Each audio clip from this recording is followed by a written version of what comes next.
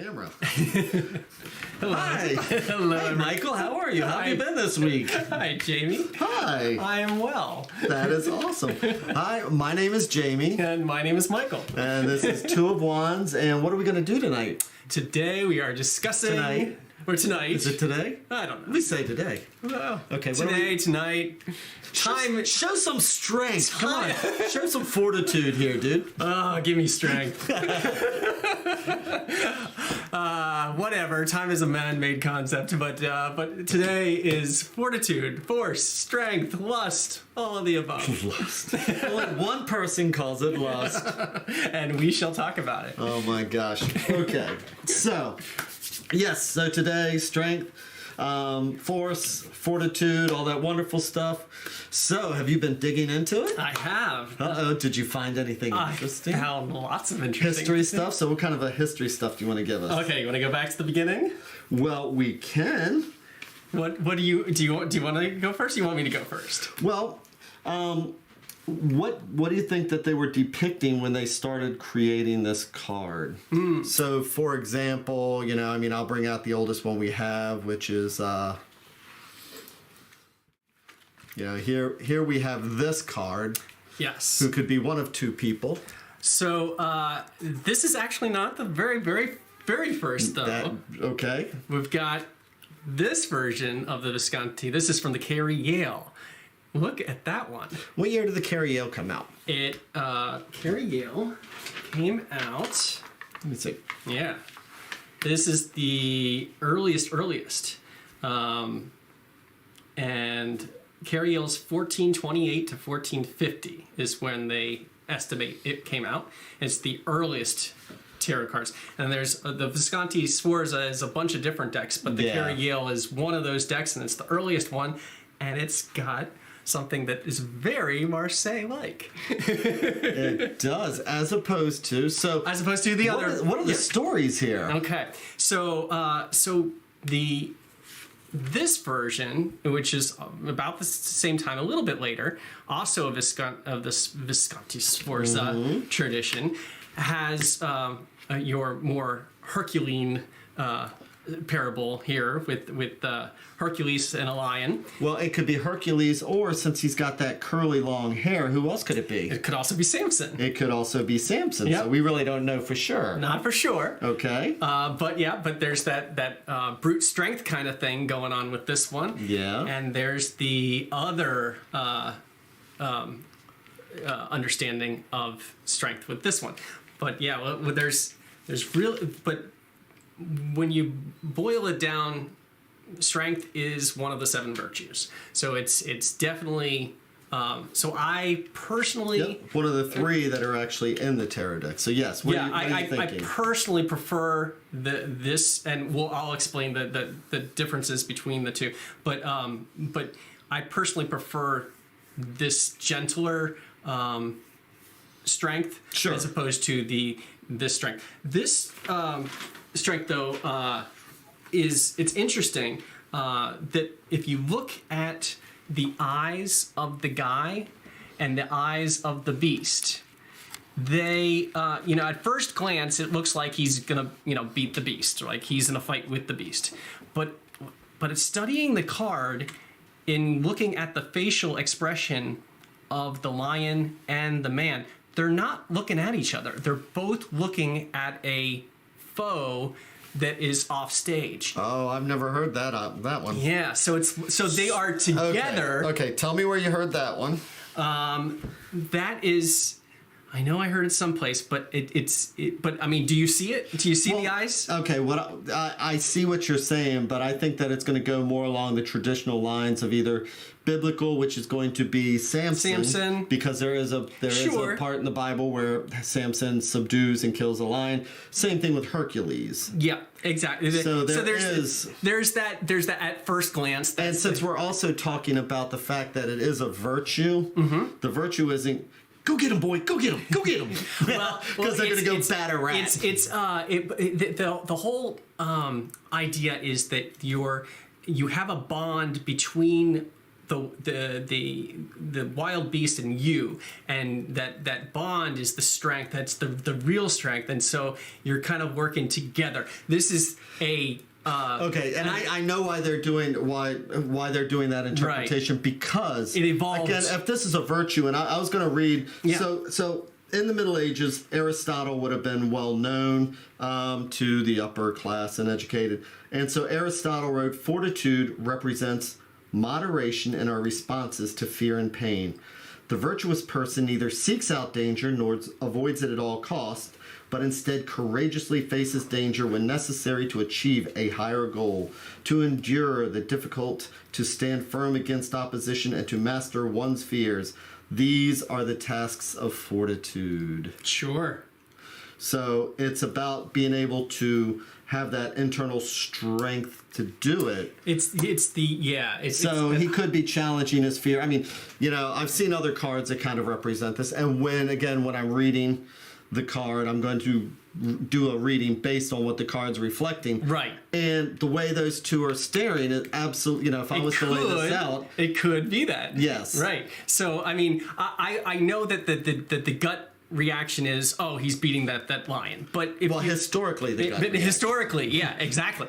But because because the tarot evolved into a different interpretation of this idea, this virtue, it's nice that it can be justified, if you will. Silence that. It's nice that it can be justified just by studying the card and looking at the eyes. Yeah, but we don't want to just justify. I mean, we want to look at the historical. I understand what you're saying. Well, I mean, but to be fair, going back to the original version of it, it's got the maiden and the beast. Right. So let's talk more about. Okay, and did you know that Sforza actually had a lion? No. So when they went, so there's a story, and I didn't write it down or anything like that, but when one of the Sforza family members was going to marry the Pope's cousin, they all met up and everything else, and at that point there was somebody who had, it was kind of like a white elephant thing. Right. Giving you get stuck with the lion. Gifts. Well, they saw it as that, but right, when he was given it, when the family was given it as a gift, it was seen as like the next best thing to sliced bread, and so they say, because if I remember correctly, I've read somewhere that this is not even the original card. Right. That was in here. This is a remade card, and that they say that this might actually be Sforza here, showing him as Hercules. So this card was lost. They remade the card. Right, but this actually is the existing one with her on the lion's back there. That is one of the existing cards from the Carrie Yale Visconti, and I love this interpretation of the lion that loves the maiden, and she is trusted. He endures any discomfort because he knows that she's got his best interest at heart. Right, and that's the one that most of the other ones are based on, except for when we go with the columns, or if we go with yes. The other variations. So going back to again the early incarnations. Around the time that the tarot is being developed, this isn't an actual tarot, but the Benteg cards, it shows, interestingly, both the pillar and the lion. It's kind of like a hybrid. I was going to print that out, but yeah. Good. I'm glad you got that. So it's I like that it's got, so the column being standing up firmly for good, even if we get roughed up a little bit. And also carrying or breaking the column shows brute strength, but then the lion also, having a different symbology. Yeah, so I actually went on went down a rabbit hole. Why, for strength, would they show a broken column? Okay, so this goes when a column is supposed to actually be nice and straight. But yeah, yes. I found a couple things. But go ahead. What are you thinking? So it's it goes back to Samson again. Yep. There's this story of where he leans up against the columns of let's see here. The Pharisees. Or is it Philistines? Philistines. I mean, so the Philistines. Let's see here. And he kills himself and a whole troop of them by breaking the column. And how does he break it? Through this divine strength given from God, so he breaks the column. So, because there's multiple versions of this card, because here's one from 1893. Everybody's got their own different versions, and this is another one that shows the lion and the column. But did you also notice in this card here and in this picture that there's a lion right here? Yep, she's wearing lion armor, and she's holding the column, and she's got a lion. I mean, they're covering all bases. And she's holding like and the wand, a scepter wand. Yes.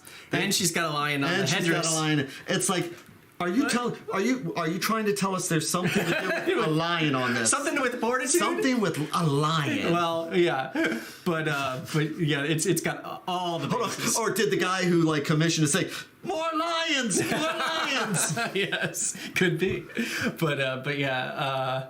The whole idea is they're covering all the. I'm waving to Joey. Hey there, Joey. We're not lying. Oh gosh. Okay, but anyway, the whole multiple things. So you got the columns. You got the lions. Oh, and Samson also fought a lion. Yes, he did. That's where. That's why they say, and it's like this could be Hercules or again, since he's got this long curly hair, right? Before he gets it all chopped off because of a woman. his powerful hair, his power-giving hair, and he gives up his power. That's the point. Right. Is that he loses his power because blah blah blah. So anyway, yes. And here's another early card. This one is from the so-called Charles the Charles the Sixth, Charles the Fourth. It's the name we never pronounce. I got the pronunciation phonetically. Okay, so it's Gaganor. Gaganor. The Gaganor Tarot, one of the early ones, and it shows her with the column and that polygonal halo or spider web or whatever you want to call it is signifying that she's one of the virtues. Yep, right there. Thank you. See? Yeah. Ta-da! I love this book. Oh, it's a great book. I know. I got my copy. Yeah, that book right there. Yeah. Great book. So that one right there. It is the Tarot and Divination cards by... Yes. We keep pushing it every episode. We should get a kickback, but we don't. So yeah. So 1428 to 1447... They're saying for that one. For the earlier. Yeah, and then the 1480 to 1450 for this one. Again, because that was not the original that was in that deck. Right. Cool beanos. Yes. But anyway, the whole idea of the lion trusting her because he loves her, it's kind of like... Well, hold on. Yep. Love. Mm-hmm. It's that I never hear that term love with this. Okay, so I see what is the most powerful force. Are you going to get all poetic on us here? Yeah. Okay. Yeah. Okay. So for you, when you look at it, you're saying that love is the most powerful force. Exactly. And so when you see that, and so when you've got this, when you see, and I will pull out my interpretation when I see it. But go ahead. Yeah. I mean, you're not wrong. Right. Well, thank you. That's the one thing with somebody who's doing tarot. It's like that's not what it means. It's like Well, it could be. It is to me. The keywords tell me different. But the whole when you're trying to give a pill to your pet. Okay, where did I just read that? Right? Yeah, somebody's giving. Is it Joe Dworsky that gives that? I mean, it could be. Yes. But the whole idea is, well, I've got a dog at home, and she's got jaws of steel, right? So if she wants to not open her mouth, her mouth is not opening. I could prise, no way. But because she trusts me, because she loves me, because we have a bond, she'll open her mouth. I can stick down pills. I can do whatever I want because she knows. Now it took a while. When I first got her, she wouldn't do that. But now that she trusts me or whatever, she'll do that no problem every time. Yeah, but I don't. Okay, so we anthropomorphize our animals. We think that they have normal human. Don't go there. But here, what I'm saying is that by being the alpha, that is because of your fortitude and internal strength. By being the alpha, they will roll over and present their neck. If you say, I'm going to open your mouth, I mean, they don't see it as a cruel thing. They just say, you're the alpha, and you have you know. That's a very... So I'm going to let you open my mouth. It doesn't mean the animal doesn't, there's a respect there because of that. I mean, that's the only reason they roll over and show their throat. That's not the only reason. But that's not... They love the provider. You have given us food. Well, that is part of it, absolutely. So. But I definitely come from a viewpoint, a strong viewpoint that animals hold emotions that there's not as much that separate us from other animals than we like to think, is what I strongly believe. Okay. I mean, every time, there's this new scientific review, and scientists just discovered that animals have this new emotion. Okay. And I'm just like, well, okay. So I could have told you that a long time ago. Right. It's two different points of view. So, but I see it, and you can say it because it is, as you say, is an act of love. And I can see that. Yeah. But again, if I'm going with like Aristotle, or if I'm going something like that, I'm going to think that this animal just knows by instinct I'm the alpha just because I have strength and fortitude. The lion is the alpha. The lion could kill the man. And one of the few animals that can. Okay. But again, we're talking about a representation here. According to your representation, the lion loves the person. Exactly. That's the reason. With steak sauce. Well, so not that kind of love. Okay, so neither way is wrong. Nobody's ever wrong when it comes to tarot. Right. Okay. But so that's my viewpoint, your viewpoint. That's fair enough. Absolutely. Okay. So what else you got on that? What are you thinking? So the bond moving forward to. I'm just... Well, hold on, you're jumping way far ahead, because we have, after this one, we're jumping to the Noble next, which is one of the oldest woodblock decks. Yeah, all right. So 1659. Let me, I got some Noble stuff to try. Well, I have a question for you. Yeah, please. Is she wearing a lemniscate? Well, it's been interpreted that way. So the lemniscate is the infinity sign. Yeah. And you can definitely see it. Yeah. With a little bit of stretch in the imagination for the earliest versions, but you can see it in that Noble version. It becomes more... In the lemniscate, yes, it's that 8. It becomes more clear in later versions of the Marseille. Yeah. But it's definitely there. And what does that represent? The infinite... Well, it's not there yet, because that is not the infinity. Okay. So what is she wearing? Okay. So you tell me. Is it a crown? Is it a hat? Well, no, that is a crown. Okay. She is wearing a crown. Okay. What else is she wearing? You tell me. Okay. Oh, you got like these feather... they can be interpreted as feathers. Sure. But what is one of the most... whenever you see pictures, or you've seen my plays, okay, so I'm the musical director for a Shakespeare company. And so when you go to see a Shakespeare play and it's a period piece, what are the women using to hold their hair up? They use what's called a snood. Okay. And what it is that's that netting that a woman wears. Mm-hmm. So... she has a snood on, which you've seen that then. You've probably seen that in any version of anything from medieval if it's a woman, because they're not going to have their hair down to their shoulders. So she's got a crown. Is that underneath or up here? That is what's holding her hair right here. She might have a little bun or something on the side there, but the snood holds. Okay. So the hair. Yeah, I've heard that interpreted as feathers for the whole intellectual, mind over matter kind of thing. But in 1659, when you're sitting here playing a game of triumphs, you're not thinking about the metaphysical. You're not in the 17th or 18th century yet. Okay.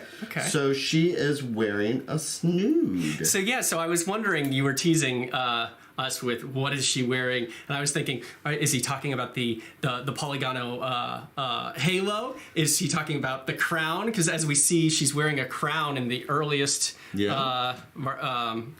Visconti one. Yeah. But no, so you're talking about a snood. That's new to me. That is just a traditional every woman would have, worn this. Noble woman would have had something like that. Sure. During the 1500s. Okay. 1600s. Okay. So we have the snood. Yep. And so she's got her hair up. She's also wearing a crown, so she is royal and regal.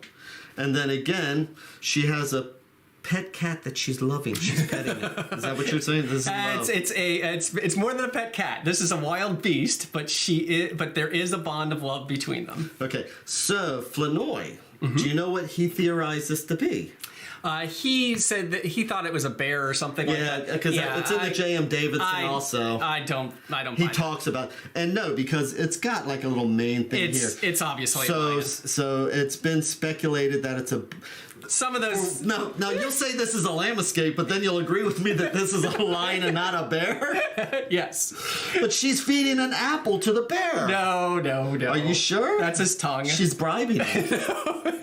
Or is that the blood coming from her hand? No, not at all. Okay. Then we'll agree on that. But there are some other interesting things that I wanted to point out. So check out. And it might not. Are we moving to a new? No. To this one? No. So not the. Or are we moving up in time? Just slightly, but still Marseille tradition. Okay. But if you look at, she's got these red fingernails in one of the versions of it, but not. Red fingernails. Yeah. In one of the versions, I know that she's got toenails. Right. She's got and this is a red toenail. And well, no, in the Converse. They didn't color it in. She's got it's not colored in. So, and I have not seen anything about lustful red toenails. Well, they were saying that in one version, and it had red representing vitality, and the nails being symbolic of eternity, like that infinite sign that she's got. Because after being cut, nails continue to grow. Even after you die, nails continue to grow. So they. Yeah, I've never heard that one. Okay. But also in the and this is all just major speculation when it comes to the Marseille deck. But there's 6 points in most of the Conver and later Marseille decks. 6 points to her crown, 6 teeth in the beast, and 6 toes. There's an extra toe, and she has 6 toes. Actually, I'm counting in mine. 1, 2, 3, 4, 5. Oh yeah. Yep. And well, it varies. Well, yeah. So which one is that one by chance? Okay, yeah. That's a different later one. Yeah. Yep. What version? Do you know what version? Because that's a cool one. This is the what's it called? The Gaspan tarot. Okay. It's a Marseille. Yep. It came later, but anyway. The whole idea of the 6 toes are definitely there, even in the older one, and so they were speculating that the 6 toes, the 6 teeth, the 6 point of the hats, 666. Oh, it's the beast. Oh my! How do you like that one? Oh no! How do you like that? So hold on, what do we got here? I have issues reading pictures. As book says that when it comes to the strength card. Yeah. Reading picture as the book says when it comes to strength. Yeah, I agree. The dog sees me as alpha, and ain't no way they are taking pills because I say so. See, I'm with you. Yeah. It's true. They love you. That's why they let you do it. It's not just about an alpha beta thing. Oh my god. Yeah. But okay, so. And if you wanted to go down there, so the Jodorowsky, when he talks, if you want to count, Jodorowsky's totally into all the numbers, and he tells you in his book why in the Convert deck it's all the way over to the left. Why here, is that? And then he counts all the different lines. These little lines, yeah. So tell me why, Jamie? Why does Jodorowsky say that on the bottom there all the lines go to the side? I've always wondered that. Okay, tap dance. Are you tap dancing? Sure. Okay, where's my Jodorowsky book? Here we go. The Way of the Tarot. I just saw it, as a matter of fact. It's like, but when it comes to like counting and doing all that extra stuff like that, I really didn't. So now we're going to entertain you by looking at a book. Okay, so But in Jodorowsky, so while you look at that up, why don't you just drop a few other things like are they going to be facts? Yes. Are you going to give dates and times? You would know your dates and times. Go ahead. So I am joking. Okay, good. So the whole, it's a maiden, right? A virgin. She's pure, and so they say only a virgin is the only one that can tame the unicorn. And in alchemic symbolism, the lion and the unicorn are interchangeable. Mm-hmm. So she's again that Beauty and the Beast, the taming of the beast by the virgin. It's not because she's a great warrior. She's not. She couldn't overpower this beast, right? But and yet she does. I mean, because she's got that bond. So that's another little neat tidbit. Did you find it yet?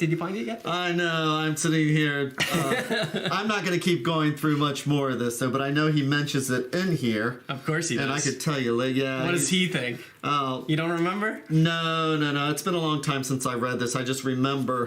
Because he really did. And I'm not saying it's a bad thing. It's really cool how he goes so far. He finds everything. Yeah, he goes down the rabbit hole. He even talks about her toes. I know that for a fact because 6 toes. That couldn't have been a mistake. She has 6 toes and six fingers.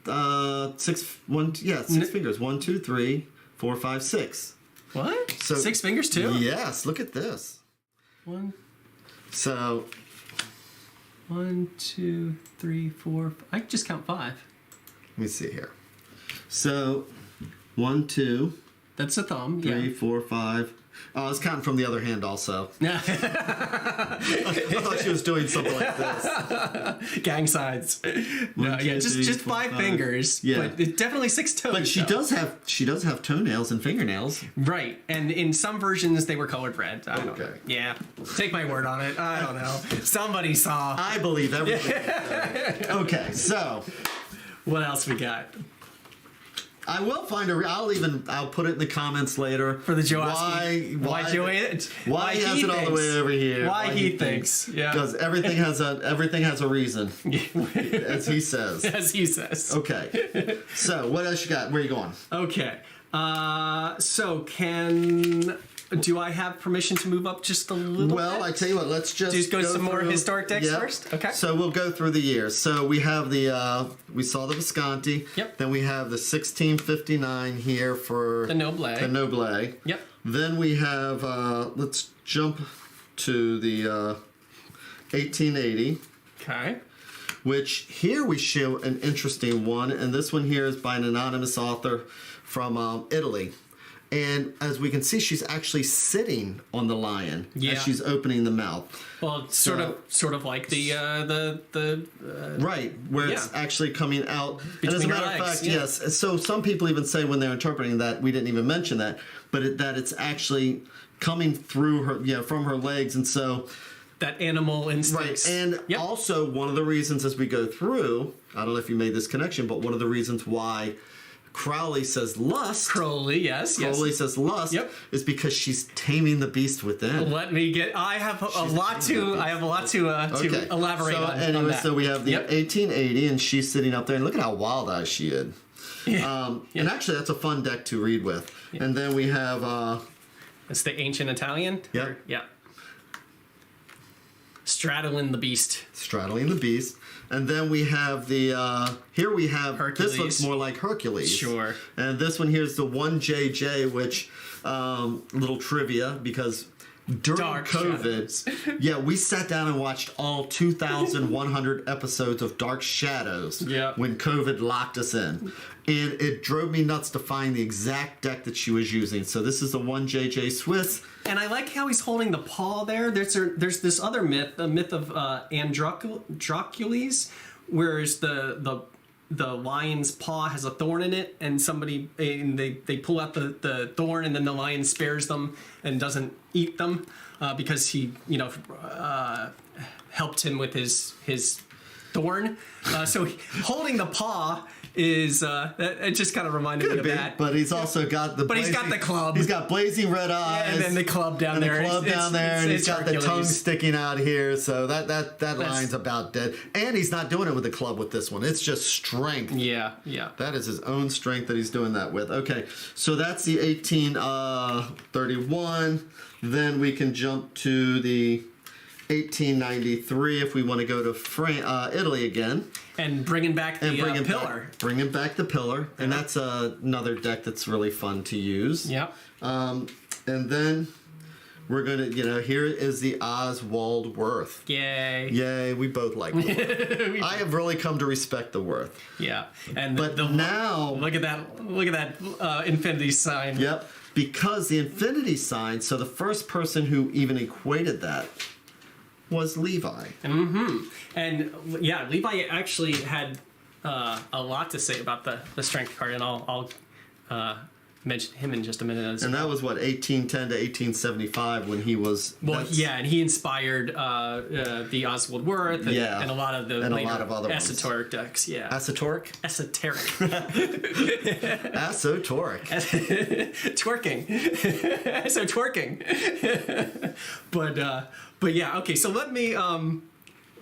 Now we can actually keep going forward to the future. Okay, if you would like. Well, not that future. We're just going to skip ahead slightly to 1809 or 1909.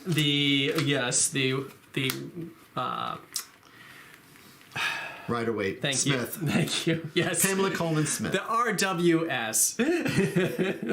Okay, so you'll notice that there is, an obvious infinity sign and whatever, but there's this garland of flowers that connects her waist to, and they say it goes around the lion's neck. Now, Worth said that, let's see, who it was. It wasn't Worth. It was Levi that said there's this connection. He called it a magic chain. Levi called it the bond, the magic chain. But what it is, it's that it's this leash, right? That the lion could easily break that leash. Mm-hmm. It's made out of flowers. He's a wild animal. I mean, but he stays leashed to her with this little flower garland because, again, it's that bond between them, that magic chain, if you want to use Levi's words, that connects the two, and it's that bond of love, which is the strong strength. And that is symbolized beautifully in the Rider-Waite Smith. And it actually looked like she's gently closing his mouth. Right. As opposed to opening. To prying it open. And so that's another thing that changed. Yeah, absolutely. She's just pulling that mouth. But she's much more gentle. It doesn't matter if it's opening or closing. The idea is that she is invoking. Well, remember, everything matters. Okay. Well, when you're reading, it doesn't matter to the idea of the lion allowing her to do something because he loves her. In either way, it could be opening or shutting. Either way, the lion could do what he wants if he wanted, but he allows her to have control over him because of that bond. Well, what I think is actually interesting, and again, when depending upon the card, I'm going to read it however it is. Yeah. But what I think about, like, this is a beautiful moment, as in, this is a savage beast, and she's almost like, shh, it's okay. Right. It's okay. I got this. She's just gently closing his mouth. Yep. And it's a gentle kind of thing, as opposed to, I'm showing you. Right. This'll never that doesn't. Right. That's science fiction. That'll never happen. To me, she shows more fortitude. Yes. And more patience. Yes. And more strength just by being able to say, shh. Exactly. It's okay. It's that higher power, which is the whole point of this card. So, yes. And so when I went back through and I was reading, the different things and all, and it just reminded me, so Dummett and who's the other guy? So the History of the Occult Tarot. Who's the guy who wrote that? But anyway, it's funny because it really goes into how much Well, you know how everybody thinks that the Golden Dawn and how the tarot and Satanism and all this stuff like that? Mm-hmm. You know, reading about this from how Christian he was. Oh, he's not saying this at all. Golden Dawn, they're very Christian. So, because of the Rosicrucians and things like that. Exactly. But, I mean, you know, I was reading through here, and the pictorial key, you know, by weight. Yep. It just reminded me that, this card has nothing to do with self-confidence in the ordinary sense. Yep, I had that. This has been suggested, but it concerns the confidence of those whose strength is God, who found their refuge in him. There is one aspect in which the lion signifies the passions, and she is called strength. Yep. It is the higher nature of liberation. It has walked upon the asp and the basilisk and trodden down the lion. All right. But anyway, the key quote there that I also reference is that this card has nothing to do with self-confidence. The confidence and strength comes from that blew my mind as I'm sitting there. Divine. It's like, I've read this probably, who knows? I haven't gone through and actually read this probably in 20 years. Uh-huh. But going through it, it's like, and especially reading the history of the occult tarot really brings up how Christian stuff was. And it's like, I never caught that when reading. It's the power from God. It's not your power. It's a virtue. It's a divine grace that is bestowed upon you. Samson only by the power of God was able to knock that pillar down. It's a divine grace. That's the whole point of this card, is that it's a conducted power from a higher source, and this connects it to back. But that's more where I like the fact that it's like so you got the Hercules, you've got these, but I do like the Aristotle thought where it is about the virtuous achieve their higher goal, neither seeks out danger nor avoids it, but is courageous in the faces of danger when necessary. So I still think of it more, especially if I'm a drunken card player, I'm not thinking about God's divine will. Well, but this is what they're trying to I know. But by having that on the card, I can say to the priests as they come up, but this is actually about God, this divine will, sir. I'm just playing. We're just talking about God. Right. Well, we're trying to infuse these ideas to these drunken card players. But is that what we're doing? That's what we're doing. Yeah, we're not just trying to sell cards by putting boobs on, like Justice. Oh, come on. But going back to that active energy from the higher source, the conducted down. What does that remind you of? It's okay. So the connections. Remember, this is card 11. Going back to the cycle again, it's a repeat of the first card, which is the Magician. But and hold on. Okay. So the whole idea with the Magician is he's conducting power from high to low, from the heavens down to the earthly plane to do his will, to show the power that he has, right? And here she is getting this divine power from above, and she's able to tame the beast. It's that same kind of connection. Yeah. That unity of opposites, and power from on high to directed down low. Sure. And the internal absolutely. However you find your internal strength, whether it's through God or through whatever higher power you have, power, sure, it's infusing. It's whatever that battery is that charges you to be able to face your fears. Sure, exactly. But I like that connection because remember, it's that the cycle starts over again. So the Magician's 1, she's 11 now, and that's why they both have the infinity. It's the infinity sign. Well, okay. Again, that didn't come across until the 1800s. Till later, but okay. But that's where we are now. Now as we're going forward, right, that's why I'm connecting the two. But that doesn't explain then why the Golden Dawn actually made that the 8th card then. So the Golden Dawn were trying. Did I hear exasperation? A little bit.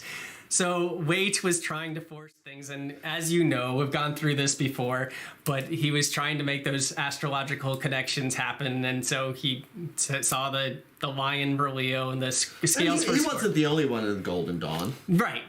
And Mathers and all of them, they were all like, okay, let's just flip these two to make the system work. Yeah. But then Crowley came along. Well, actually, okay, and switched it back. So I was going to say that just so people don't know, it wasn't just Waite, because in the cipher manuscript, and one day I was talking to somebody about it. I really just need to do something on the cipher manuscript. Okay. Because I think that would just be interesting. Because the Golden Dawn, the tarot was like one of the most important things. Absolutely. Yes. And so the thing is that with Leo and the 11th, under which the 8th card is associated with Leo and the 11th card with Libra, the switch was originally suggested in the cipher manuscript, which formed the basis for the Golden Dawn. And it was done because of trying to link up, being able to link up, make a correspondence between those. The Leo astrological signs. Because obviously Libra's got the scales, right? And Leo is a lion. Yes. I mean, I saw that cartoon. It said Leo is a lion. Yes, but not really. And I like the older version of the Marseille, and so did Crowley, and that's why he switched it back. Oh, and this leads me to a little segment if we're going to repeat ourselves. Are we repeating ourselves? A little bit. Okay, so in the beginning... Well, I'm working on a deck.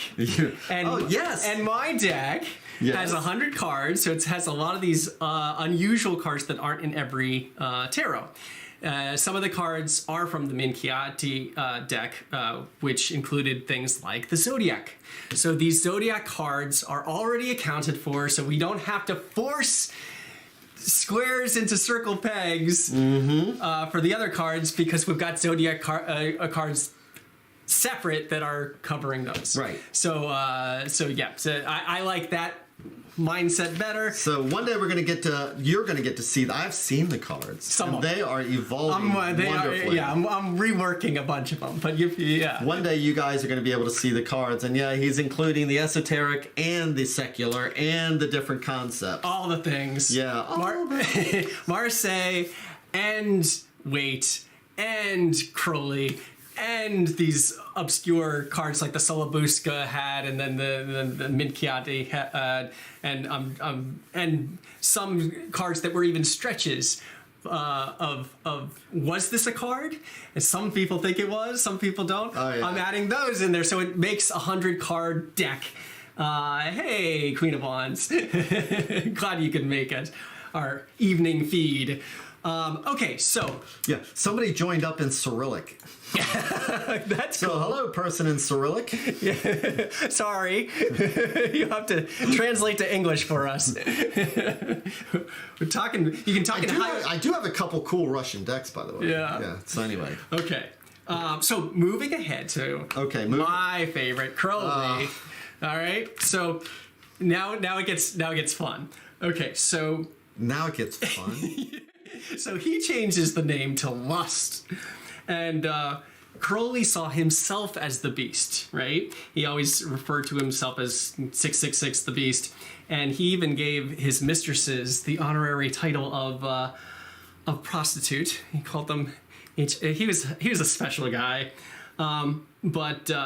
yes, he was. A bit of a masochist. A bit of an interesting character. But yeah, he sees the woman as crazy and drunk, and she holds the rein and rides the beast. And on one hand, she... Well, I don't know about crazy. That's what he refers to. Does he say crazy? He does. I know he says that she's intoxicated and a little bit divine ecstasy and divine madness. Madness. Okay, maybe it's not the exact words. Yeah, there's a divine madness. So, and if you think about it, anthropologically, it's like, so you've seen people go into an religious frenzy, aesthetic, talking in tongues, yep, all that stuff. So it's more of a religious frenzy, right? But he says, it's all for this card. What he's connecting with is it's submitting to darker tendencies, accepting the basic instincts, it's a connection with this power, not suppression, because Crowley was not about suppressing anything. He was all about expression. So it's a connection, not suppression, and it's again that unity of opposites. So here she's got the Grail, and it's on fire, and it's also signifying water. So it's the combination of water and fire. It's the combination of opposites. And and submitting to your animal mastery of animal nature by connecting with it, and going to those those darker tendencies that he loved exploring. So that's where he goes with it. That's why he calls it lust. But interestingly, it's all it's the same themes are there. It's just a warped variation or lens, if you will, of how he sees that, just because of his unique way of embracing sexuality and all that. But the same ideas carry through, that it's that connection to that higher power. Oh, and another little fun thing here in the heads in the background, not of the beast, but in the background, there's these pale anemic saints, and he says that they have. I think those are stars. The saints are actually the head of the lion. Oh, is that right? Yep. No, it must be behind here, underneath. Nope, those are. The woman appears intoxicated. The lion is in flames. So you see the little inflamed snake right there. That's him. The 7 heads are those of an angel, a saint, a poet, an adulteress, a daring man, and a satyr, and a lion serpent. But they symbolize the different aspects. And so, yes, he's standing. But down here, look at these guys. They're crossed hands. Right. He's standing on the pious. These are pious and priests and people. The pale saints is how I heard it referred to. But the vitality, why they're pale, their vitality has been sucked into the flaming Grail. So it's the idea of the you want to be vital, and it's work. Oh, I missed a little. Sorry, there, plain and send me and then break it. Laugh out loud. Sorry, I missed that last. Okay, we're gonna break it. I missed that last text. We're all focused in on the cards, but we're actually streaming on Twitch, on Facebook Live, and YouTube. YouTube. It's hard to keep track of it all. So but I'll definitely gets mixed up. Yeah, I'll definitely reread your comments later on and get back to you. So if I miss any of your comments, not to fear, I will follow up with you next time. but yeah. If you want to continue the conversation either on his Twitch or on MyTarot and if you Facebook, because that's where we can have continued conversation. Exactly. And if you have any feedback on anything that we say, please voice it, because we're probably wrong on about what 90-95%. Oh, I think we do a little better than that. A little better than that. But we do sometimes make mistakes. But yeah. Anyway. Okay, so where to next? Okay, so I had a couple more ideas that aren't part of any cards here, but it is going to be part of my card. Oh, cool. So in my card, I've got a tree that is bending in the wind. And the reason I have in the background, and the reason I have that is that that old saying that the tree that bends when in a strong wind, bends never breaks, will prevail. Yeah, exactly. And if you resist, you break. Yeah, exactly. That's good. Yeah. So in the background, I've got a bending tree in the wind, and then I've also got so I've got both things. I've got the pedestal, which she's and which she's leaning or sitting on, and the lion, of course. But it's combining again as I do the various traditions. God, are you gonna have water in there? Because that just reminded me, because you have the bending tree, then there's the who was it? Lao Tzu that said about the water and the stone. It's like, a stone doesn't fight the water. The stone just is, and the water goes around it. Yep. Absolutely. In fact, I think I'll now that you mentioned that, I'm going to tweak my card a bit and have a stone in that water. 'Cause I had a stream behind her, but there wasn't a stone sticking out of it. But now there will be. So, yeah, thanks for reminding me of that one. So you'll cover about, 25 different parables? I'll try to get them all. Well, there's one that I won't be covering, but here is just good to Is that bring the one up. About Oscar the Grouch and the trash can? What? Huh? No? You got everything else. I was just wondering if that... Okay. The kitchen sink? Yeah. No. There's another thing I just wanted to bring up. Not that I'm including it or that it's in any of these decks that we've been reviewing, but the saying that someone who dies to save others is stronger than the great warrior who slays. So it's that same idea of I've fortitude, read that somewhere, right? and recently. So it's great warrior. Let's not make one great. But you're gonna put a little Yoda in there? No. The Yoda card. But yeah, the whole idea being that that if you what is it? There's no greater love than to lay down your life for another. Yeah. And so it's sometimes the greatest strength is shown by being the martyr, by being the giving up your life for another. So that's another great expression of the whole idea of fortitude and strength in the right context. It's not about me He-Man, me Tarzan, me strong. It's about this maiden that just sits on the back and, like as you said, just shh. I got this. That's true strength, at least the way I see it. So we have if we're going to do this, we have 10 minutes. All right. Did we cover everything you wanted to cover? I think we did. I think we did. So one of the things we like to do, or I love to do, is how does this card actually work in a reading? Yes. Because we know that it deals then, I think Aristotle really covered it when he talked about, moderation in our responses to fear and pain, virtuous achieved goal.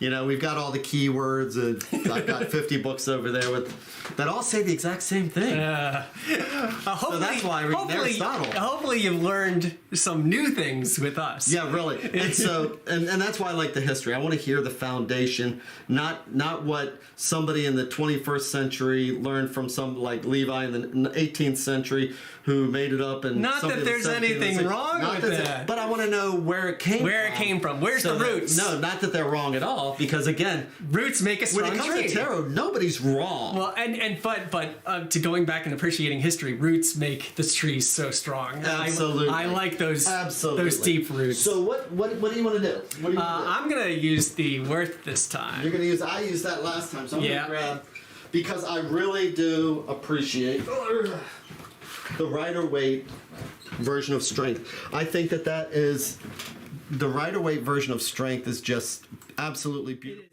And I tell you what, I don't see that as being the only thing they got. Wait, this to me is Pamela Coleman Smith. Yeah, and the only thing that bugs me about this card is the number. That's the only thing. Oh. Everything else I love about this card. I was seriously thinking about getting some paper. Whatever, a little sticky note, whatever it is. No, a label, any kind of label maker. Taking a photograph of 13. Of 11. And then taking this one and actually switching them so that it looks legit, and because I still consider it 11. I wouldn't blame you. No matter what. Yep.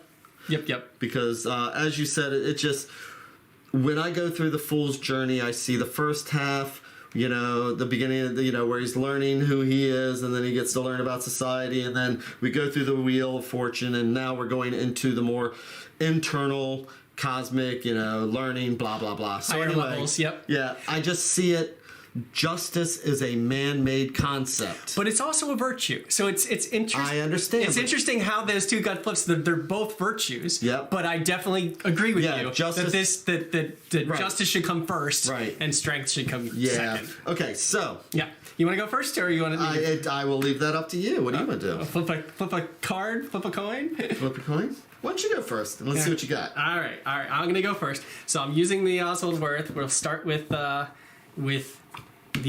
Force card. So when you do that, if you want to... Oh, yep. Yeah, I mean, you can show flash and do all that wonderful stuff. Exactly. Okay. So we've got the Force, as he calls it, the Force card. And I will... That is the Yoda card. Now all I'll be thinking is...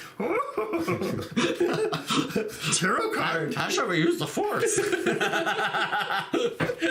I shall use the Force. You think, but you know what? When he says, crude matter, you think that we're luminous beings. We aren't the muscles. And he pokes at Luke, and he's like, it's not your muscles. Look at me. You judge me by my sides, and he doesn't even break a pant, and he lifts the because he's got the internal. He's got the force, the fortitude, to lift the spaceship out of the water without breaking a sweat, because it's not about He-Man strength. It's the lessons we learned as a child. It's about connecting with the Force. Exactly. So what are we doing here? All right. So what are we doing? So Fortitude tells us the lesson of connecting with that strength. So to the left, we're going to say what we were forcing, but not in the right way. Okay. And to this side, to the future, we're going to say this is the correct form of strength. Okay. So you like that one? So yeah. So applying. Okay. So a healthy way to apply your strength. Exactly. Okay. Yeah. Versus the unhealthy. Okay. So yeah. So we'll do that. Okay. And see what we got here. Okay. So unhealthy is the reversed the Queen of Swords. Yeah, and she is a bit of a badass, as we know. She, in some decks, you'll see her with a severed head by her side. In the Golden Dawn deck, she's actually chopped somebody's head off. So you do not mess with the Queen of Swords, because she will force her will on you. When she's reversed, she is always right. Yes. She is impetuous. She is quick to judge. Yes. And will cut your head off. She'll cut it right out, clean her off. Yeah, so that's not the best way to go about things. But what is the right way to go about things? And what is this? It's 8. 8 of swords. But reversed.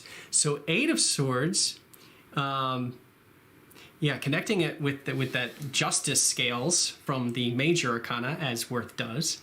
But yeah, it's all about balance. But sometimes, you need to tip the scale, right? 7 of swords. Or is it 7? Or is this 8? This is 8. The 8. I'm sorry. So yeah. So 8 of swords is all about. Help me out here. Okay, so 8s are about potential. Yeah. And struggling to, with the 8s, by this time, when you're with this many swords, there's a lot. You're starting to feel that mental stress, and sometimes we can feel like we are kind of hemmed in. It's starting to weigh on us. Yep. Maybe we can't even figure, like, we got a way out. Right. So we're struggling trying to find a way out. Yeah, and then and balance usually is the key. But when it's reversed, it may be suggesting that we can't get out. Yeah, that sometimes. Yeah. Well, sometimes since I'm reading this as the positive, it's a lack of progress. Right. But since I'm reading this as being in the positive place, I'm gonna put a little spin on this, and I'm gonna say that sometimes things need to be out of balance in order to find that that connection. Balance is usually a good thing, but sometimes it's necessary to challenge yourself. Exactly. Okay. Exactly. Yeah. Okay. So challenge yourself, but don't chop your head off. Don't beat yourself up, but still challenge yourself. Gotcha. Is kind of where I'm going with that, to spin that as a positive outlook. Okay. Around that card. Gotcha. So, cool. What do you got?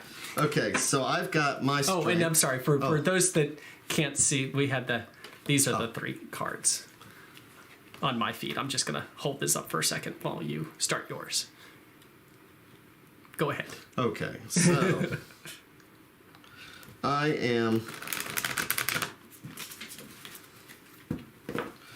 I'm going to look at this, and she is looking, since they are facing towards the left. Left, yeah. So with this, I would say that this is what gives us strength, and this is what we turned our back on. I like that. Okay? So what we need to focus on to get strength is that here we have the 8 of coins. That's where you're putting your head down and everything else is more important than the things around you. You're working so hard that maybe you're neglecting stuff. Yeah. And so, it's difficult to pull yourselves away from work. It's difficult to pull yourselves away from things that, like you get strength from family. You get strength from your higher power. But when you spend all that time focused on a job, mm-hmm. Then you're neglecting the things that give you strength. So, what you were saying that this... So this is reversed. So what this is saying is that allowing yourself to let that stuff go. Gotcha. Yep. Allow yourself to take a break. Yep. Don't sit there just plugging away. But it's about taking the break and saying, I need to... I'd always heard... I had somebody, a very spiritual friend, and they said that this is the order that you should take care of yourself. First is your higher power. Okay? Okay. Second is yourself. And third is your family. And people will say, oh, no, my family comes first. Well, if I don't take care of myself, first. I'm not taking care of my family. Right. When the oxygen masks come down... You need to really have you need to have the strength to be able to take care of yourself, to take care of your family. So saying to work... When the oxygen mask comes out of the plane, you put it on yourself first, then you help your family member, your child sitting next to you, or else the child doesn't have a chance. So what gives us strength is being able to say, I need to put that stuff down. Yep. And what's behind, what we're not seeing, what can be the struggle that we're having, is the High Priestess, which is but the High Priestess reversed. Yeah. The High Priestess reversed, which is we're having problems seeing the situation. We're having problems trusting our instincts. It's like we know that we need to take time off. We feel that, but we can struggle with that because we may not be listening to our instincts and what our instincts say. So that inner strength, the connection to the subconscious higher power. So the short that I would do for this is that we need to be able to listen to what we say on to our inner selves, and trust what our inner selves say. So that means we would have to turn this around and trust what this says, and be willing. If it says, you know what, you need to take care of self, family, whatever. You need to find the strength. Whatever. Stop focusing so much on work or whatever it is that's pulling you away. Yeah. That can be sapping you of that inner strength. Trust your feelings. Allow yourself that break. Because let yourself grow. Yeah, and the High Priestess will give you that strength. It's that connection to the divine and that she'll infuse with you. You'll find it deep within yourself. Yeah. So the whole purpose of this is what we need to do to find that inner strength. Yep. And taking care of ourselves is the most important thing, and listening to what our bodies say. That's what I got. I like it. So I love doing this. So what do we got? 6:33. Oh, we did it. It's an hour again. Awesome. You're always worried. I'm never worried. No. I just know that, I love here. Being punctual? I am now going to bring the front camera. I love hearing me talk. I love talking. And I figure that the most that anybody can take is about an hour, because I will go all night long. We will. So. But it's always fun. It is. And if you do miss us, just come back next week. Yeah. So, and what are we going to do next week? So we're up to number 12. Oh, man. We're up to the traitor. Well, that's one way to look at it. He's a traitor. Yep. Well, we'll discuss more next week. I know. Is he the traitor? Is he the enlightened one? What's with these fingers that he's got in the old decks? Is he sticking his tongue out at me? He is sticking his tongue out at us. And there's old decks. So, this was awesome. Always. So and just to shout out, Offbeat Artwork on Twitch, or offbeatartwork.com. You can find my artwork, which is Offbeat. Yep. And MyTarot. MyTarot.org. For Jamie, and MyTarot, if you search for that on Facebook, you can find the page that we both manage. Yeah. So, and I just love discussing. So anybody who wants to carry on with this discussion, we'll see on the book face. Yeah. The book of face. So with that, I got a lot out of it. Yeah, always. I hope you guys did too. Yes, absolutely. So thank you very, very much, everybody, and take care.